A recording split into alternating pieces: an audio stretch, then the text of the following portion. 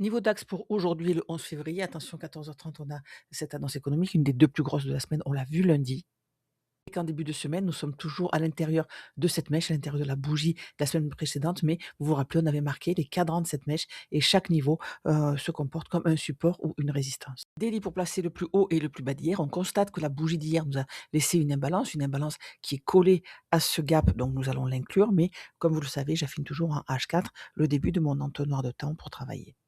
Hier, avec ce RTH gap tout petit, nous nous attendions à, une matinée à haute résistance, voire la journée et c'est effectivement ce qu'on a eu et on s'attendait aussi à aller chercher cette imbalance H4 pour acheter. Donc là, on a pu avoir, un bel achat hier, mais après on voit que rien n'a été confirmé. Aucune corps de bougie n'a clôturé sous le point médian et aucun corps de bougie n'a réussi à passer au-dessus de celui-là. On a été chercher avec une mèche évidemment, ce plus haut-là, ce cadran, un des cadrans de la mèche weekly, mais on est toujours dans notre range.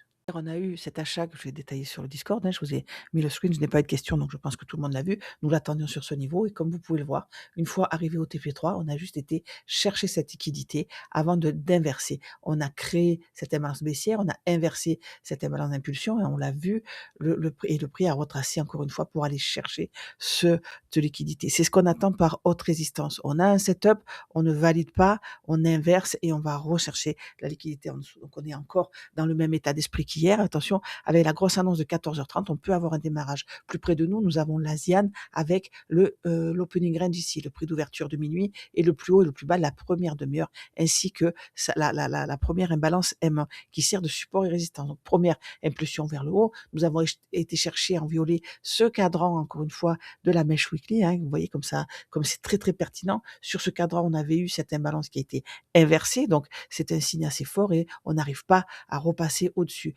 Donc là, on a cette inversion, on passe en dessous notre opening range. Donc je vais surveiller évidemment le point médian de cette première imbalance ici et voir si on arrive à aller chercher non seulement cette ligne de liquidité là au niveau de la fameuse imbalance H4 qu'on n'a pas réussi à traverser en H4, on n'a que des mèches et mais aussi cette liquidité sous la forme du plus bas d'hier.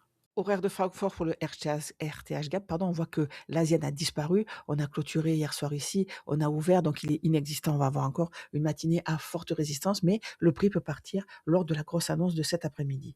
L'Asian avec les horaires étendus et ce New Day Opening Gap, je ne l'ai pas marqué, il est en confluence déjà avec notre opening range ici et avec ce RTH gap d'hier, pour que je peux maintenant enlever, ça nous fera un petit peu de ménage sur le graphique. Et ce que je vais attendre maintenant, 15 à main pour travailler, hein. J'ai placé aussi le 8h30 heure de Paris. On constate qu'il est dans notre midnight opening range, qu'il est, en lisière basse de notre première imbalance et j'ai aussi en M15 marqué, cette imbalance qui est au milieu de son point médian. C'est ce que je fais quand j'ai une imbalance au milieu du au point médian de mon Asian, pardon, je pense qu'elle est pertinente toute la journée, mais regardez, je ne l'étends pas, elle est en confluence avec mon opening range et avec mon new day opening gap. Donc ça, c'est un gros niveau maintenant qu'on a eu notre première impulsion vers le haut, qu'on a été chercher ce niveau, vous vous rappelez, hein, l'imbalance sur le cadran weekly et qu'on a cette impulsion à la baisse. Je voudrais que ces bougies-là, baissières, se comportent comme un breaker. Elles sont en confluence avec mon imbalance. On devrait avoir beaucoup de mal à passer au-dessus. Par contre, si on le fait, je pense qu'on va monter. On a pris cette liquidité de quelques pips sur l'Asian Low et je vous rappelle que c'est cette ligne de liquidité que je voudrais bien aller chercher. Cette, imbalance est toujours pertinente, elle est en H4. En H4, nous n'avons que des mèches. Les niveaux en dessous sont ceux, des plans du jour de début de semaine, hein, rien n'a changé en fait.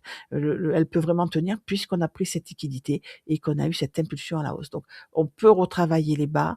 Encore une fois, ici, c'est un des cadrans de notre, mèche weekly et nous avons créé le plus bas d'hier. Le scénario pour moi idéal, ça serait qu'on aille chercher violemment le plus bas d'hier, même si ce n'est qu'avec une mèche, qu'on clôture au-dessus et qu'ensuite qu'on aille chercher ce fameux niveau que j'attends depuis maintenant très très longtemps.